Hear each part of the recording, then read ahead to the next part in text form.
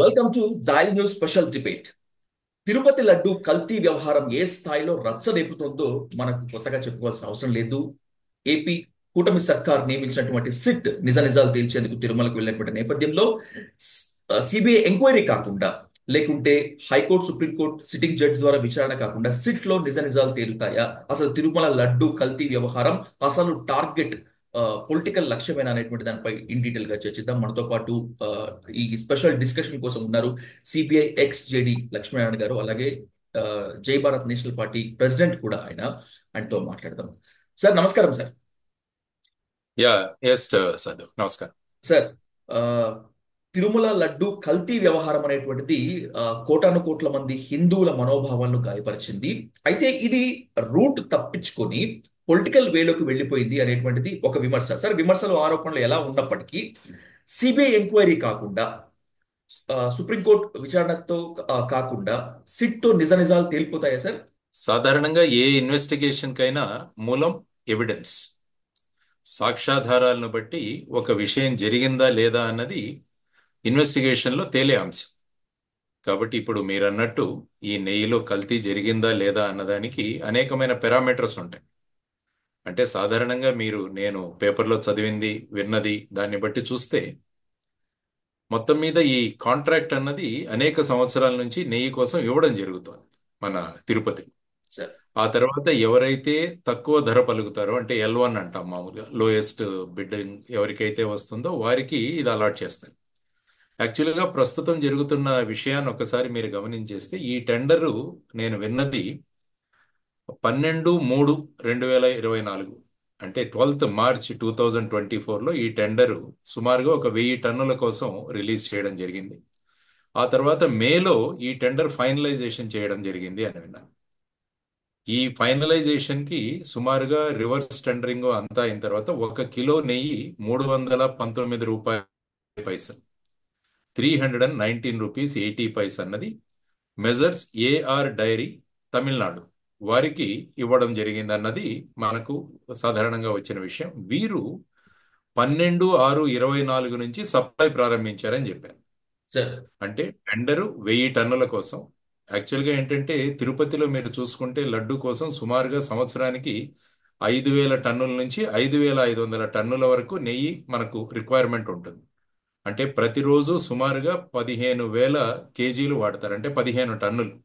ఉమ్. అలా మీరు లెక్క వేస్తే సుమారు సంవత్సరానికి 5,000 నుంచి 5,500 టన్నులు కావాల్సి వస్తుంది. ఈ టెండర్లో 1000 టన్నుల కోసం టెండర్ ఇవ్వడం జరిగింది. ఆ తర్వాత 12/6/24 నుంచి వాళ్ళు సప్లై ప్రారంభించారు. యాక్చువల్గా వారు 6వ తారీఖు తర్వాత 15వ తారీఖు సప్లై చేసిన 2 ట్యాంకర్స్, అంటే 2+2, అంటే టోటల్ 4 ఏవైతే ఉంటాయో ట్యాంకర్స్, వాట్లలో దాని స్మెల్ కానీ వీటిని బట్టి చూసి ఇది సరి అయిన క్వాలిటీలో లేదని చెప్పేసి వాట్లను టెస్టింగ్కి పంపడం జరిగిందని విన్నాం. అంటే 12/6 నుంచి ఈ 6వ తారీఖు నుంచి సుమారుగా 10 ట్యాంకర్లు సప్లై అయ్యాయి. వాటిలో 4 ట్యాంకర్లను వీళ్ళు అడల్టరేషన్ జరిగిందన్న అనుమానంతో వాటి శాంపిల్స్ తీసి ఎన్డీడీబీ ల్యాబ్కు పంపించడం జరిగింది. అంటే ఈ మధ్య కాలంలో ఒక 6 ట్యాంకర్లు ఏవైతే ఉన్నాయో వాటిని వాడడం జరిగిందన్నది తెలుస్తుంది మనకు. కాబట్టి ఇప్పుడు బేసిక్గా ఎన్డీడీబీ వాళ్ళ వచ్చిన రిపోర్ట్స్ ఏవైతే ఉన్నాయో అవి ఏ ట్యాంకర్ల నెయ్యిలో అయితే కల్తీ ఉందని అనుమానించి వాటిలో తీసిన శాంపిల్స్ మీద చేసిన ఆ రిపోర్ట్. కాబట్టి ఈ ఆధారంగా ఇప్పుడు అక్కడ ఉన్న ఫుడ్ సేఫ్టీ ఆఫీసర్ కంప్లైంట్ ఇవ్వడం జరిగింది. ఆ తర్వాత దాని ఇన్వెస్టిగేషన్ అన్నది మీరన్నట్టు సిట్ కి అప్పజెప్పడం జరిగింది. సో ఇది నాకు పేపర్ల ద్వారా లేకుంటే న్యూస్ మీడియా ఛానల్స్ ద్వారా చూసిన విషయాల్లో నేను సేకరించిన అంశం. ఇప్పుడు మొదటి ప్రశ్న ఏంటంటే, ₹319.80 ఒక కేజీ నెయ్యి మనం సప్లై చేయగలమా అన్నది మొదటి విషయం. చాలా చర్చ జరుగుతుంది. సార్. సాధారణంగా మేము మా ఇంట్లో దుర్గా నెయ్యి వాడతాను నేను. దుర్గా నెయ్యి అది ఈ అంశం జరిగిన తర్వాత చూస్తే అది 1/2 కిలోకి సుమారుగా ₹500 ఖర్చు అవుతుంది. మేము కొనుక్కున్నాం అంటే 1 కిలోకి సుమారుగా ₹1000, 900 నుంచి ₹1000. అంటే ఈ విధంగా ₹319.80 ఒక కేజీ సప్లై చేయగలమా అన్న అంశం మనం చూసుకుంటే, సాధారణంగా ఏమంటారంటే చాలా మంది నెయ్యిలో ఈ వెజిటబుల్ ఆయిల్స్ కలుపుతారు అంటారు. దాని గురించి మీరు ఒక్కసారి గమనిస్తే ఏమవుతుందంటే palm oil, soybean oil, sunflower oil ఇవి సుమారుగా 120 నుంచి 125 రూపాయలు ఒక కిలోకి దొరుకుతుంది మార్కెట్లో, హోల్సేల్. Okay sir. అదేవిధంగా rapeseed oil, mustard oil or groundnut oil తీసుకుంటే అది 135 నుంచి 150 పర్ కిలో. ఆ తరువాత టాలో ఆయిల్ తీసుకుంటే అది ఇంకా 80 నుంచి 85 రూపాయలకే దొరుకుతుంది పర్ కేజీ. ఉమ్, కాబట్టి ఇప్పుడు చాలా మంది సందేహం వ్యక్తం చేస్తున్నది ఏంటంటే ఇంత తక్కువ ధరలో మీ సప్లై చేయగలుగుతున్నారన్నది ఒక అంశం. అయితే యాక్చువల్గా మీరు నెయ్యి చేసే ప్రక్రియ ఒకసారి గమనిస్తే సుమారుగా ఒక కిలో నెయ్యి తయారు చేయడానికి మీకు సుమారుగా 25 నుంచి 30 లీటర్ల పాలు అవసరం అవుతుంది. దీన్ని ఏం చేస్తారంటే మామూలుగా పెరుగు చేసి దాన్ని చిలికి దాని నుంచి వచ్చిన మనం నెయ్యి తయారు చేస్తాం. ఇది అవును సార్. ప్రాసెస్. కాబట్టి వీటన్నింటినీ మీరు లెక్క వేసుకుంటూ పోతుంటే సుమారుగా ఒక కిలో ప్యూర్ ఘీ కావాలంటే 1200 రూపాయల నుంచి 1800 రూపాయల దాకా ఖర్చు అవుతుంది. తరువాత ఇంకా దేశీ ఆవులు మీరు ఉపయోగిస్తే దాని విలువ ఇంకా ఎక్కువగా ఉంటుంది. ఉమ్, యాక్చువల్గా నేను విన్నది ఏంటంటే తిరుపతిలో కూడా రెండు రకాలుగా స్వామివారి నైవేద్యం ఏదైతే పెడతారో దానికి సుమారుగా 1600 రూపాయలు పర్ కిలో నెయ్యి కొంటారన్నది ఒకటి నేను పేపర్లో చదివిన అంశం. ఆ తర్వాత లడ్డూల తయారీకి తయారు చేసే ఏదైతే ఘీ ఉంటుందో దాన్ని ఈ విధంగా టెండర్ రూపంలో తీసుకొస్తారన్నది ఒక అంశం. కాబట్టి ఈ విధమైన అంశాల మధ్యలో ఇప్పుడు ఈ విధంగా ఏదైతే నెయ్యి వాడబడిందో అది కూడా అందులో కూడా కల్తీ ఉందా లేదా అన్న అంశం ఒకటి తేల్చాల్సిన విషయం. ఎందుకంటే ఈ విధంగా భక్తులు భక్తి శ్రద్ధలతో తిరుపతికి వచ్చి మనం ఎక్కడికి వెళ్ళినా కూడా తిరుపతి దర్శనం చేసుకున్న తర్వాత మనం వచ్చిన తర్వాత మన ఇంటి చుట్టుపక్కల వాళ్ళందరికీ కూడా మనం ప్రసాదం పంచుతాం. అవును సార్. మామూలుగా మనం ఇది చేసేది అంటే తిరుపతికి వెళ్ళొచ్చాం ప్రసాదం చాలా భక్తి శ్రద్ధలతో మనం ఇస్తాం. ఉమ్, కాబట్టి ఇప్పుడు ఇటువంటి లడ్డు తయారీలో వాడిన నెయ్యిలో ఈ విధమైన కల్తీ జరిగిందా లేదా అన్నది మొత్తం ఆంధ్రప్రదేశ్లో కాదు, భారతదేశంలో కాదు, ప్రపంచమంతా కూడా చర్చించుకుంటున్న అంశం. ఎందుకంటే ముఖ్యమంత్రి గారు వీటి గురించి ఒక స్పెసిఫిక్ గా కామెంట్ చేశారు, ఇందులో ఈ విధంగా అడల్ట్రేషన్ కల్తీ జరిగిందని. దానివల్ల ఇప్పుడు అదొక రాజకీయ ఆ, రంగు తీసుకొని ఫైనల్ గా గత ప్రభుత్వం ఈ విధంగా చేసిందని వీరు మాట్లాడుతుంటే ఈ ట్యాంకర్ల సప్లై మీ ప్రభుత్వం వచ్చిన తర్వాత జరిగిన సప్లై అని వీరు మాట్లాడడం జరుగుతుంది. కాబట్టి ఈ విధంగా రాజకీయ దృష్టిలో వీరి విధంగా మాట్లాడుతున్నప్పుడు ఫైనల్ గా తేలాల్సింది ఈ నెయ్యిలో నిజంగా కల్తీ జరిగిందా, ఆ కల్తీ జరిగిన తర్వాత ఆ కల్తీ నెయ్యి వాడబడిందా. సో వీటన్నిటిని కూడా సిట్ ఏదైతే అపాయింట్ చేశారో దాన్ని వాళ్ళు నిజానిజాలు తేల్చాలి. కానీ మీరన్నట్టు సిట్ అన్నది నిజానిజాలు తెలుస్తుందా అన్నది. ఎందుకంటే ఒక ముఖ్యమంత్రి గారు మాట్లాడిన తర్వాత ఏదైనా ఇన్వెస్టిగేటింగ్ ఏజెన్సీ దాన్ని ఏ విధంగా వాళ్ళు ఇన్వెస్టిగేట్ చేస్తారన్నది జనాల్లో ఉన్నది. అందువల్ల చాలా మంది కోరుతున్నది ఏంటంటే సిబిఐ లేదా సిట్టింగ్ జడ్జి ద్వారా దీని ఎంక్వైరీ జరగాలన్నది ఒక కోరిక. ఆ సందర్భంగా సుబ్రహ్మణ్యం స్వామి గారు కూడా వారు సుప్రీంకోర్టులో ఒక పబ్లిక్ ఇంట్రెస్ట్ లిటిగేషన్ వేయడం జరిగింది. ఆ తర్వాత గత చైర్మన్ వైవి సుబ్బారెడ్డి గారు కూడా ఐ థింక్ సుప్రీంకోర్టులో వేసినట్టు నేను విన్నాను.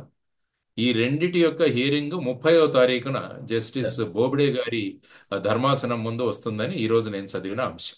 కాబట్టి ఈ విధంగా ప్రస్తుత పరిస్థితుల్లో ఈ విధంగా ఉంది. ఏది ఏమైనా ఇటువంటి కల్తీ జరగడం అన్నది చాలా నిందనీయం.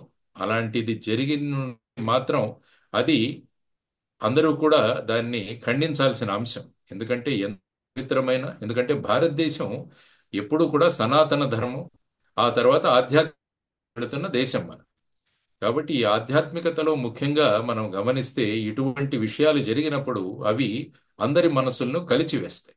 ఉమ్, కాబట్టి ఇటువంటి అంశాలు జరగకుండా చూసుకోవాల్సిన బాధ్యత టిటిడి సంస్థది. ఎందుకంటే ఇప్పుడు మన ఆ రిపోర్ట్ ఒకటి చూశాను నేను, ఇక్కడ బయటికి పబ్లిక్ లో వచ్చిన రిపోర్ట్ చూస్తే అందులో సార్. టిటిడి దగ్గర రెగ్యులర్ ల్యాబ్ లేదన్న విషయం ఒకటి ఉంది.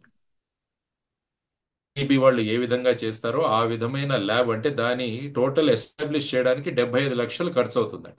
ఉమ్, అంటే ఇది ఇంత పెద్ద సంస్థ, ఆ సంస్థలో ఒక 75 లక్షల రూపాయల ఖర్చుతో ఒక మంచి ల్యాబొరేటరీ కనుక మనం తయారు చేసుకోగలిగితే ఏమవుతుందంటే ఇలాంటివన్నీ కూడా మనం టెస్ట్ చేయవచ్చు. ఎందుకంటే ప్రస్తుతం జరుగుతున్న టెస్ట్లు ఏవైతే ఉన్నాయో అవన్నీ కూడా చాలా ప్రిలిమినరీ టెస్ట్.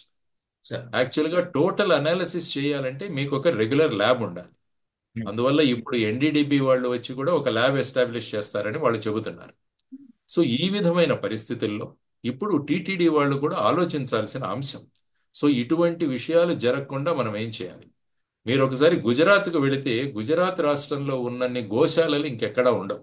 ఉమ్, ఒక్కొక్క గోశాలలో సుమారుగా 10,000 ఆవులు కూడా కనిపిస్తాయి మీకు. ఉమ్. సో ఇప్పుడు ఈ విధంగా అతి పవిత్రమైన లడ్డు తయారీ కానీ ప్రసాదం తయారీలో కానీ ఎక్కడ కల్తీ జరగని పరిశుద్ధమైన నెయ్యిని ఉపయోగించాలంటే మేమంతా కోరుకుంటున్నది ఏంటంటే తిరుమల తిరుపతి దేవస్థానం వారు గోశాలను ఏర్పాటు చేయాలి. దానివల్ల ఏమవుతుందంటే మన క్వాలిటీ కంట్రోల్ మనలో ఉంటుంది. తర్వాత గోజాతిని కూడా మనం సంరక్షించిన వాళ్ళు అవుతాం. తర్వాత ఎంతో మంది గోశాలలో పని చేయడానికి, ఎందుకంటే తిరుపతిలో ఇప్పుడు 15 రోజులు వెళ్ళి మనం సేవ చేయొచ్చు. సార్. దానికి మనం పోర్టల్లో గనక మనం అప్లై చేసుకుంటే 15 రోజులు సేవ చేయడానికి మనకు అవకాశం ఇస్తారు. ఉమ్, ఈ విధంగా గోశాల కూడా చాలా మంది ఉంటారు. దానివల్ల ఏంటంటే ఒకవైపు గోజాతి రక్షణ, ఆ తర్వాత పరిశుభ్రమైన పాలు, ఆ తర్వాత మంచి క్వాలిటీ నెయ్యి, దాని ద్వారా తయారు చేసిన ప్రసాదం కానీ లడ్డు కానీ ఇవన్నీ కూడా, ఎందుకంటే అక్కడ ఆధ్యాత్మికంగా చేస్తారు. ఎందుకంటే లడ్డూలు ఎవరైనా తయారు చేస్తారు ఒక దీక్షతో, ఒక పట్టుదలతో, ఒక వాతావరణంలో తయారు చేసే లడ్డు ఏమవుతుందంటే అది ప్రసాదంగా మారుతుంది. ఏదైతే ఆధ్యాత్మికతను జోడిస్తామో అప్పుడు దాని షేపే మారిపోతుంది మీకు, అంటే దాని విలువే మారిపోతుంది. సార్. నీళ్లు ఉంటాయి, దానికి ఆధ్యాత్మిక అవుతుంది మీకు. లడ్డు ఉంది, దాన్ని ఆధ్యాత్మిక దృష్టికోణంతో పవిత్రమైన విధానంగా మనం తయారు చేస్తే అది ప్రసాదంగా మారుతుంది. కాబట్టి ఇవన్నీ చేయాల్సిన అంశాలు. కాబట్టి ఈ విధమైన స్టెప్స్ కూడా తిరుమల తిరుపతి దేవస్థానం తీసుకోవాలని అందరూ కోరుకుంటున్నారు. ఆ విధంగా, ఎందుకంటే గోశాలల ద్వారా అనేక బై ప్రోడక్ట్స్ కూడా మనం తయారు చేయవచ్చు. ఉమ్, పళ్ళ పొడి దగ్గర నుంచి, టూత్ పౌడర్ నుంచి, షాంపూల నుంచి, అగరబత్తులు. ఇప్పుడు ప్రస్తుతం టీటీడీలో ఏవైతే మనం పూలు ఉపయోగిస్తున్నామో వాటిని తర్వాత అగరబత్తీలు తయారు చేస్తున్నారు. వాటికి ఎంత డిమాండ్ ఉందంటే తెలుసా మీకు? అవును సార్. అందరూ అది కూడా స్వామివారి ప్రసాదం అని కొనుక్కుంటున్నారు. తిరుమల లడ్డు కౌంటర్ దగ్గర ఏ విధంగా అయితే ఆ యా, ఇది ఉందో, దానికి ముందు వెళ్ళేటప్పుడు ఈ అగరబత్తిల కౌంటర్ దగ్గర కూడా అదే స్థాయిలో ఉంది అగరబత్తులు సార్. కూడా ఉంది. కాబట్టి ఆ విధమైన తదాత్మిక భావం ప్రజల్లో ఉంది. ఉమ్, కాబట్టి వాటిని ఉపయోగించుకొని టీటీడీ వారు ఈ విధమైన చర్యలు తీసుకోవాలని అందరూ కోరుకుంటున్నారు. ఇది ఎస్ఐటి ఇన్వెస్టిగేషన్, ఇందులో కల్తీ జరిగిందా లేదా అన్నది ఒక అంశం. ఉమ్. ఆ తర్వాత రెండవ అంశం వచ్చేసి దీన్ని మళ్ళా జరగకుండా ల్యాబ్ ఏర్పాటు. దానికన్నా ముందుకు వెళితే టీటీడీనే ఈ గోశాలలు గనక ఏర్పాటు చేయగలిగితే అనేక ప్రాంతాలలో, తరువాత మన విజయ డైరీ కూడా ఉంది. ఉమ్. విజయ అవును. డైరీ వారి దగ్గర నుంచి కూడా మనం శుద్ధమైన ఘీ మనం చేసుకోవచ్చు. ఎందుకంటే ఇప్పుడు తెలంగాణ ప్రభుత్వం తీసుకుంటే తెలంగాణలో ఉన్న ఆలయాలన్నిటికీ కూడా విజయ ఘీనే తీసుకోవాలని చెప్పేసి వాళ్ళకు ఆర్డర్ చేశారని నేను విన్నాను. అదేవిధంగా కర్ణాటకకు వెళితే నందిని ఘీ అని ఉన్నది. నందిని పాలు ఉత్పత్తులు వీటన్నిటిని కూడా, అది కూడా ప్రభుత్వ రంగ సంస్థలో ఉన్నది. ఉమ్. కాబట్టి ఈ విధంగా మన శాంక్టిటీని, పవిత్రతను కాపాడుకోవడం అన్నది చాలా ముఖ్యమైన అంశం. ఈ విధమైన చర్యలు టీటీడీ వారు చేపట్టాలన్నది కోరుకుంటున్నాం. ఎందుకంటే మిగతా ఆయిల్స్ ఇంత చీప్గా ఉన్నప్పుడు ఉమ్. ఎవరైనా ఒక ప్రైవేట్ సంస్థ వారు ఎప్పుడూ కూడా ప్రాఫిట్స్ కోసం పనిచేస్తారు. వాళ్ళ మెయిన్ కూడా వాళ్ళకి ఎంత లాభం సంపాదిస్తామన్నది ఉంటుంది. కాబట్టి అవును సార్. అటువంటి అవును. పరిస్థితుల్లో ఈ విధమైన కల్తీ చేయడం ఎన్నో పరిస్థితులు మనం కల్తీ చూస్తున్నాం ప్రతి దాంట్లో కూడా. ఉమ్. కాబట్టి వీటిని ఆపాల్సిన బాధ్యత ప్రభుత్వం మీద ఉంది. దానికి ఈ విధమైన చర్యలు తీసుకోవాలన్నది కూడా టీటీడీ బోర్డు మరియు ప్రభుత్వం ఆలోచించాలని అందరూ కోరుకుంటున్నారు. సార్, చాలా మంచి సూచన చేశారు. మీ సూచనని ఖచ్చితంగా టీటీడీ పరిగణలోకి తీసుకోవడం మాత్రమే కాకుండా అమలు పరచాలని మనస్ఫూర్తిగా కోరుకుంటున్నాను. సార్, సిట్ తిరుమలకు వెళ్లి ఎంక్వైరీ చేస్తున్నటువంటి నేపథ్యంలో సామాన్యుల నుంచి ఈ రాజకీయ రంగు పులుపుకున్నటువంటి టైంలో ఒక ఇంపార్టెంట్ ఆరోపణ కావచ్చు, క్వశ్చన్ వస్తుంది. అది మీరు సమాధానం చెప్తారని చెప్పి మనస్ఫూర్తిగా అనుకుంటున్నాను సార్. సార్, తిరుమల లడ్డూలో కల్తీ జరిగింది, ఇది అపవిత్రము అని చెప్పి సీఎం చంద్రబాబు నాయుడు గారు డిక్లేర్ చేసేశారు. And by the same way deputy CM Pawan Kalyan garu అదే ఆ మాటని ఈ ప్రభుత్వంలో ఉన్న పెద్దలు కంటిన్యూ చేస్తున్నారు. సిట్ ఇప్పుడు ఎంక్వైరీ చేస్తున్నప్పుడు ఇన్ కేస్ తిరుమల లడ్డూలలో అడల్ట్రేషన్ జరగలేదు అనేటువంటిది కనుక తేలితే సీఎం కి అగేనెస్ట్ గా సిట్ అది బయటికి తీసుకొస్తుందా అనేటువంటి క్వశ్చన్ అయితే, ఈ సిట్ దర్యాప్తు పైన ప్రభుత్వం యొక్క ఒత్తిడి కానీ ఇన్ఫ్లుయెన్స్ కానీ ఉండేందుకు ఛాన్స్ ఉంటుందా సార్? అంటే ఈ ఇన్వెస్టిగేషన్ మీరు చూసుకుంటే మొత్తం కూడా డాక్యుమెంట్స్ మీద ఆధారపడి ఉంటుంది. అంటే ఇప్పుడు ఏఆర్ డైరీ వాళ్ళ దగ్గర తయారు చేసిన ఘీ నెయ్యి ఏదైతే ఉందో వాళ్ళు ఎన్ఏబిఎల్ అక్రిడేటెడ్ ల్యాబ్ నుంచి ఒక రిపోర్ట్ తీసుకుంటారు ప్రతిసారి. సార్. ఆ ల్యాబ్ రిపోర్ట్ తీసుకొచ్చి టీటీడీ అధికారులకు అప్పచెప్తారు. అప్పచెప్పిన తరువాత మళ్ళా టీటీడీ వాళ్ళు ఆ శాంపుల్స్ తీసుకొని లో బేసిక్ మినిమం టెస్టింగ్, ఉమ్. వాసన, ఆ తర్వాత రంగు, ఆ తర్వాత అందులో మాయిశ్చర్ కంటెంట్, ఇలాంటివి కొన్ని విషయాలు టీటీడీ వాళ్ళు చేసే ఉంది. అవి చేసిన వాళ్ళు తరువాతనే ఆ ట్యాంకర్ అన్నది మనకు ఆ, ఆ, లడ్డూల తయారీకి వెళుతుంది. కాబట్టి ఇప్పుడు టీటీడీ అధికారుల దగ్గర ఏఆర్ డైరీ అనే సంస్థ తెచ్చిన ఎన్ఏబిఎల్ రిపోర్టు ఉంటుంది, ఆ చేసిన రిపోర్టు ఉంటుంది. ఈ 10 ట్యాంకర్లలో 4 ట్యాంకర్లు దాన్ని టెస్టింగ్ చేశారు. ఈ విధంగా టెన్యూర్లో సుమారుగా 18 ట్యాంకర్లు వాళ్ళు చెబుతున్నారు మామూలుగా మనకు వచ్చిన అంశంలో. సార్. 2014 నుంచి 19 వరకు సుమారుగా 15 ట్యాంకర్లు రిటర్న్ చేశారన్నది ఉన్నది. ఈ కాలంలో 18 ట్యాంకర్ అన్నారు. ఆ తర్వాత ఈ 4 ట్యాంకర్లు. సో వీటన్నిటికీ సంబంధించిన వివరాలు ఏవైతే ఉన్నాయో ఈ డాక్యుమెంట్స్ ఉంటాయి. కాబట్టి అప్పుడు ఎన్ఏబిఎల్ నుంచి సర్టిఫికేట్లు అన్నీ కూడా మళ్ళీ వెరిఫై చేయాల్సి ఉంటుంది సిట్. ఉమ్. యాక్చువల్గా మీకు ఘీలో ప్రధానంగా కావాలి అంటే ఫ్యాట్ కంటెంట్ సార్. 99% ఫ్యాట్ ఉండాలి. అప్పుడే అది ఘీగా మనం తీసుకునే ఉంటుంది.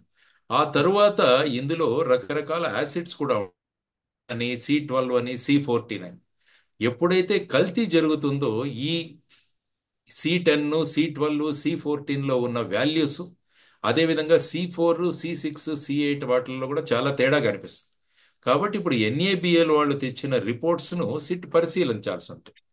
అంటే ఈ C4 నుంచి C6 వరకు, తర్వాత C10 నుంచి C12 వరకు ఏ విధంగా ఈ మార్పులు వచ్చాయి. ఎందుకంటే ఎన్ఏబిఎల్ వాళ్ళు పూర్తి టెస్ట్ చేయాలి. సో వారు చేసిన తర్వాత ఇందులో ఏ విధమైన వాల్యూస్ వచ్చాయి. ఆ తరువాత వీరు డైరీ ఎక్స్పర్ట్స్ను కూడా ఇందులో తీసుకోవాలి. ఈ ఉమ్. ఎస్ఐటిలో కేవలం పోలీస్ అధికారులకు చాలా విషయాల మీద అవగాహన ఉండదు. Okay sir. అందువల్ల ఏంటంటే ఇప్పుడు మేము సిబిఐలో ఉన్నప్పుడు కూడా ఇన్వెస్టిగేట్ చేసేటప్పుడు ఆ కేసుకు సంబంధించి ఆ విషయ పరిజ్ఞానం ఉన్న వాళ్ళని కూడా ఇన్వెస్టిగేషన్ టీంలో తీసుకునేవాళ్ళు. కాబట్టి ఇప్పుడు ఎస్ఐటి ఏం చేయాలంటే డైరీ పరిజ్ఞానం ఉన్నవాళ్ళు, డైరీ కెమికల్ విషయాల్లో పరిజ్ఞానం ఉన్న వాళ్ళని తీసుకొని వాళ్ళు ఒక్క నిమిషంలో ఎన్ఏబిఎల్ రిపోర్ట్ చదివి చెప్పేయగలరు వాళ్ళు ఉమ్. ఇందులో ఏముంటుంది. కాబట్టి ఇప్పుడు ఏం చేయాలంటే సుమారుగా 2014 నుంచి ఇప్పటి వరకు వచ్చిన అన్ని ట్యాంకర్ల విషయంలో ఒకసారి ఈ ఎన్ఏబిఎల్ రిపోర్ట్స్ అన్ని కూడా చదివితే అసలు ఏం జరుగుతోంది అన్నది మనకు అర్థమవుతుంది అనమాట.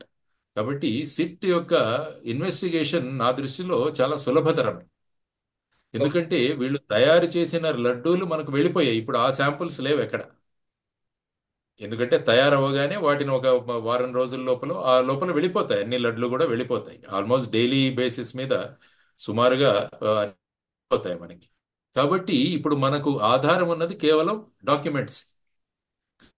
డాక్యుమెంట్స్ చూసి దాని మీద నిర్ధారించాల్సిన అవసరం సిట్కుంది. దానితో వాళ్ళు ఎక్స్పర్ట్స్ కనుక తీసుకోగలిగితే వాళ్ళు కూడా వాళ్ళ పరిజ్ఞానాన్ని అందించి ఏం జరిగిందన్నది బయటికి తీసుకురావడం చాలా అవసరం. అంటే ఇందులో కల్తీ జరిగిందా, కల్తీ జరిగినప్పుడు మనకు ఆ విధమైన నెయ్యి వాడబడిందా, సో వీటన్నిటిని కూడా బయటికి తీసుకురావాలి. సో రాబోయే కాలంలో నేను ఇంతకు ముందు మాట్లాడినప్పుడు ఇటువంటి పరిస్థితులు ఎప్పుడూ కూడా తల ఎత్తకుండా మనం శాశ్వతంగా ఏ విధమైన మెజర్స్ తీసుకోవాలన్నది కూడా ఇప్పుడు టీటీడీ వాళ్ళు చేయాల్సిన ప్రధానమైన ఆలోచన. సార్, లడ్డూ కల్తీ జరిగిందా లేదా అనేటువంటి దానికి ఆన్సర్ తెలుసుకోవటానికి కామన్ మెన్ మాత్రమే కాకుండా రాజకీయ పార్టీల వాళ్ళు కూడా వెయిట్ చేస్తూ ఉన్నారు. వాళ్ళందరి డిమాండ్ ఒకటే: why not CBI? CBI enquiry చేస్తే బాగుంటుంది, లేదా సుప్రీంకోర్టు, హైకోర్టు జడ్జ్. ఈ రెండూ కాదని కూటమి సర్కార్ సిట్ వైపు వెళ్ళింది. మా intention is not to defame and degrade SIT, కానీ వాళ్ళందరి నేపథ్యంలో సార్, ఎందుకని ఈ కేసు సిబిఐకి బదలాయింపు జరగలేదు? అంటే సిబిఐ కాలయాపన ఎక్కువగా జరుగుతోంది అనేటువంటి ఒక బ్యాడ్ ఇంప్రెషన్ వల్ల, లేకపోతే సిబిఐ కన్నా కూడా సిట్ సమర్థవంతంగా పనిచేస్తుంది అనేటువంటి నమ్మకమా? సాధారణంగా ఎలా ఉంటుందంటే ఒక కేసు సిబిఐ తీసుకోవాలి అంటే దానికి 2-3 విధానాలు ఉన్నాయి. సార్. మొదటిది వచ్చేసి ఫర్ ఎగ్జాంపుల్ రాష్ట్ర ప్రభుత్వం ఒక కేసుని సిబిఐ ద్వారా ఇన్వెస్టిగేట్ చేయాల్సి అనుకుంటుంది. అప్పుడు ఏం చేస్తారంటే వాళ్ళు సెక్షన్ 6 అన్న నోటిఫికేషన్ ఇస్తారు.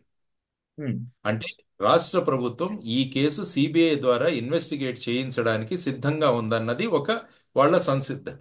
Okay sir. ఆ తరువాత ఈ నోటిఫికేషన్ సెంట్రల్ గవర్నమెంట్కి వెళ్తుంది.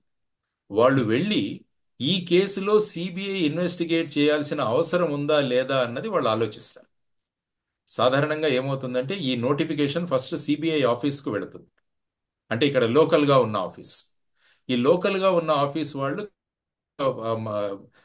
మెయిన్ ఆఫీస్కి, హెడ్ ఆఫీస్కి తెలియజేస్తారు. ఈ విధంగా రాష్ట్ర ప్రభుత్వం ఈ విధంగా సెక్షన్ 6 నోటిఫికేషన్ ఇష్యూ చేసింది. సో ఇందులో సిబిఐ ఇన్వెస్టిగేషన్ చెయ్యాలా లేదా అన్నది వాళ్ళ అభిప్రాయం జోడించి పైకి పంపుతారు. ఉమ్, సపోజ్ పైన డైరెక్టర్ సిబిఐ గారు వారికి ఏమనిపిస్తుందంటే ఈ విషయంలో సిబిఐ ఇన్వెస్టిగేట్ చేయాలి అని అనిపిస్తే వారు రికమెండ్ చేసి డిఓపిటి మినిస్ట్రీకి పంపిస్తారు. Okay sir. అప్పుడు మినిస్ట్రీ మళ్ళా పరిశీలించి ఈ కేసు సిబిఐ ఇన్వెస్టిగేట్ చేయాల్సిన అవసరం ఉందంటే వాళ్ళు సెక్షన్ 5 నోటిఫికేషన్ ఇష్యూ చేస్తారు. ఉమ్, అంటే సెక్షన్ 6 నోటిఫికేషన్ రాష్ట్ర ప్రభుత్వం ఇష్యూ చేస్తుంది. ఆ తర్వాత యూనియన్ గవర్నమెంట్ అంటే central government DoPT ministry section 5 notification issue చేస్తుంది. సెక్షన్ 5 నోటిఫికేషన్ ఇష్యూ చేసిన తర్వాత ఆ కేసు సిబిఐ ఇన్వెస్టిగేషన్కు టేకప్ చేస్తుంది. సో ఇది ఒక పద్ధతి. సపోజ్ సెక్షన్ 6 నోటిఫికేషన్ ఇచ్చిన ప్రతి కేసులో కూడా సిబిఐ ఇన్వెస్టిగేషన్ చేయాలని ఎక్కడ వాళ్ళ మీద బైండింగ్ లేదు. చాలా గవర్నమెంట్లు అనేక కేసుల్లో సిబిఐ ఇన్వెస్టిగేషన్ చెప్పి సెక్షన్ 6 నోటిఫికేషన్లు ఇష్యూ చేస్తుంటారు. కానీ చాలా కేసుల్లో ఈ కేసు మీరే ఇన్వెస్టిగేట్ చేసుకోవచ్చు. సాధారణంగా సిబిఐ ఎప్పుడు వస్తుందంటే సార్. ఇంటర్ స్టేట్ రామిఫికేషన్స్, అంటే ఒక రాష్ట్రం కన్నా ఎక్కువ రాష్ట్రాల్లో దీని ప్రభావం ఉంటే, ఆరు మొత్తం దేశంలోనే దీని ప్రభావం ఉంది, ఇలాంటి ఉన్నప్పుడు సిబిఐ ఇన్వెస్టిగేషన్కి వాళ్ళు అంగీకరిస్తారు.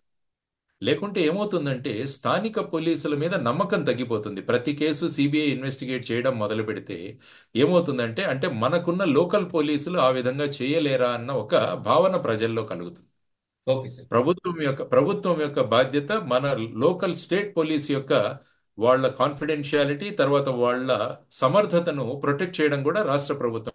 ఉమ్, కాబట్టి ఆ సమయాల్లో ఇది ఒక అంశం. రెండవది, హైకోర్టు సుప్రీంకోర్టు గనక ఏదైనా కేసు సిబిఐ ఇన్వెస్టిగేట్ చేయాలి అనిపిస్తే వాళ్ళు డైరెక్ట్గా ఇవ్వచ్చు. ఓకే అందులో సార్. రాష్ట్ర ప్రభుత్వం, కేంద్ర ప్రభుత్వం వీటిల ప్రసక్తే ఉండదు.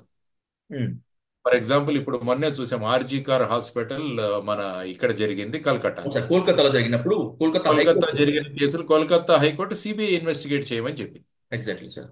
సో హైకోర్టు సుప్రీంకోర్టు గనక ఏదైనా కేసును సిబిఐకి ఇస్తే వాళ్ళు నో చెప్పే సందర్భమే ఉండదు. చేయాల్సిందే, there is no other go. Um, so ఈ రెండు సందర్భాలు ఉన్నాయి. కాబట్టి ఇప్పుడు ఈ కేసు కనుక ఇన్వెస్టిగేషన్ సిబిఐ ద్వారా చేయించాలంటే రాష్ట్ర ప్రభుత్వం మొదట సెక్షన్ 6 నోటిఫికేషన్ ఇష్యూ చేయాలి. Okay sir. కానీ ఇప్పుడు మీరు అన్నట్టు ప్రస్తుతానికి ఈ కేసు ఏదైతే రిజిస్టర్ అయిందో అది ఎస్ఐటి ద్వారా ఇన్వెస్టిగేట్ చేయాలని రాష్ట్ర ప్రభుత్వం నిర్ణయించిందని చెప్పారు. దీనికి రేపు 30వ తారీఖున సుప్రీంకోర్టులో డైరెక్ట్గా వెళ్ళారు. ఉమ్, సుప్రీంకోర్టులో వేసిన సుబ్రహ్మణ్యన్ స్వామి గారు వేసినది కానీ, ఐ థింక్ వైవి సుబ్బారెడ్డి గారు వేసింది కానీ, ఈ రెండిటి మీద సుప్రీంకోర్టు ఏ విధమైన నిర్ణయం తీసుకుంటుంది. ఫర్ ఎగ్జాంపుల్ సుప్రీంకోర్టు గనక ఇది సిబిఐ ద్వారా ఇన్వెస్టిగేట్ చేయించాలి అన్నది వారు గమనిస్తే డైరెక్ట్గా ఆర్డర్ ఇస్తే అది సిబిఐకి వెళ్ళిపోతుంది, ట్రాన్స్ఫర్ అయిపోతుంది కేసు. అలా కాకుండా సుప్రీంకోర్టు ఇది అవసరం లేదంటే అప్పుడు ఎస్ఐటి ఇన్వెస్టిగేషన్ చేస్తుంది. అది ఇరువైపుల వాదనలు విన్న తర్వాత సుప్రీంకోర్టు ఫైనల్గా నిర్ణయిస్తుంది ఇందులో ఏ విధమైన ఇన్వెస్టిగేషన్ చేయాలి అని చెప్పేసి. కాబట్టి 30వ తారీఖున మోస్ట్ ప్రాబబ్లీ సుప్రీంకోర్టు వారు తీసుకున్న తర్వాత మామూలుగా నోటీసెస్ ఇష్యూ చేస్తారు. నోటీసులు ఇష్యూ చేసిన తర్వాత ఇరుపక్షాల వాదనలు విన్న తర్వాత ఆ తర్వాత ఫైనల్గా నిర్ణయం తీసుకుంటారు అనుకుంటాను. కానీ సుప్రీంకోర్టు ఏదైనా నిర్ణయం చేయొచ్చు. అందులో మనం ఈ విధంగా చేయాలని ఎప్పుడు చెప్పలేము. ఇది is the supreme court, it is the apex court in the country. కాబట్టి వాళ్ళ నిర్ణయం అందరి మీద శిరోధార్యంగా ఉంటుంది. సార్, ఈ ఒకవేళ నిజంగా లడ్డూ కల్తీ జరిగి ఉండి ఉంటే ఆ దోషులు ఎవరైనా సరే ప్రజల ముందుకు రావాల్సిందే, శిక్షించాల్సిందే భవిష్యత్తులో ఆ హిందువుల మనోభావాలతో ఇలా ఇలా ఆడుకోకుండా ఉండటానికి. సార్, ఇదంతా ఒక ఎత్తు అయితే లడ్డూ కల్తీ వ్యవహారాన్ని ఏ రాజకీయ పార్టీకి ఆ రాజకీయ పార్టీ, టీడీపీ అయినా, జనసేన అయినా, వైసీపీ అయినా, మిగతా ఏ రాజకీయ పార్టీలైనా కూడా అవసరానికి వాడుకుంటున్నాయి, సైడ్ ట్రాక్ పక్కకి తప్పిస్తున్నాయటువంటి ఆరోపణ, ఒక అసంతృప్తి ఆ, గత కొన్ని రోజులు బట్టి విపరీతంగా వస్తుంది. Sir, do you agree with that? అంటే ఏమవుతుందంటే రాష్ట్రంలో కానీ దేశంలో కానీ ఏ విషయం జరిగినా దాని గురించి మాట్లాడే సంస్థలు ఏవైతే ఉన్నాయంటే అవి రాజకీయ పార్టీలు మాత్రమే. ఉమ్, ఎందుకంటే మిగతా ప్రెషర్ గ్రూప్స్ ఏవైతే ఉన్నాయో సమాజంలో అవి క్రమక్రమంగా వాటిని వారి నోరులు మోయించేయడం జరిగింది. కాబట్టి ఇప్పుడు ఏ విషయం జరిగినా కూడా దానిలో ప్రతిస్పందించేవారు, స్పందించేవాళ్ళు రాజకీయ పక్షాలే ఉండిపోయాయి. ఆ తరువాత ఏంటంటే ప్రతి విషయాన్ని కూడా రాజకీయ పార్టీలు డిస్కస్ చేస్తుండడం వల్ల దానికి మీరు అన్నట్టు రాజకీయ రంగు ఖచ్చితంగా ఉంటుంది. ఉమ్, కానీ ఏది ఏమైనా ఈ విషయంలో తిరుపతి యొక్క పవిత్రతను, ఆ తర్వాత అందరూ చాలా పవిత్రంగా భావించే లడ్డూ ప్రసాదం, వీటిలో యాక్చువల్లీ ఏం జరిగిందన్న విషయం బయటికి రావాలి అన్నది ప్రజలందరూ కూడా కోరుకుంటున్నారు. యాక్చువల్గా ఈ ఏదైతే కల్తీతో ఉన్న నెయ్యి ఏదైతే ఉందో అది వాడబడిందా లేదా అన్నది ప్రధానమైన అంశం. సో దాన్ని ఎంత త్వరగా సిట్ బయటికి తీసుకొస్తుందో చూద్దాం. కాబట్టి ఈ ఇన్వెస్టిగేషన్ లో పెద్దగా కాలయాపన కూడా చేయాల్సిన అవసరం లేదు. ఎందుకంటే మొత్తం కూడా డాక్యుమెంట్స్ మీద ఆధారపడి ఉంటుంది కాబట్టి సార్. కొంతమందిని ప్రశ్నించి, ఆ ల్యాబ్ వాళ్ళను ప్రశ్నించి, ఆ తర్వాత డైరీ సంస్థను ప్రశ్నించి, ఆ తర్వాత వాళ్ళ డైరీ సంస్థకు వెళ్ళి విజిట్ చేసి అక్కడ ఉన్న ప్రక్రియను గమనించి, ఆ తర్వాత ఏ ల్యాబ్ అయితే వీరికి సర్టిఫికేట్స్ ఇచ్చిందో ఆ ల్యాబ్లో పనిచేస్తున్న వాళ్ళని, అక్కడున్న ఎక్విప్మెంట్ని ఎక్స్పర్ట్స్ ద్వారా పరిశీలించి వాళ్ళు ఇచ్చిన రిపోర్ట్స్ అన్ని కూడా సక్రమంగా ఉన్నాయా లేకుంటే రొటీన్లో రిపోర్ట్స్ ఇస్తున్నాయా అన్నది, ఇవన్నీ కూడా గమనించాల్సిన అంశం. సో వీటన్నిటిని కూడా కాలబద్ధంగా మనం త్వరగా కూడా కంప్లీట్ చేయవచ్చని నేను అనుకుంటాను.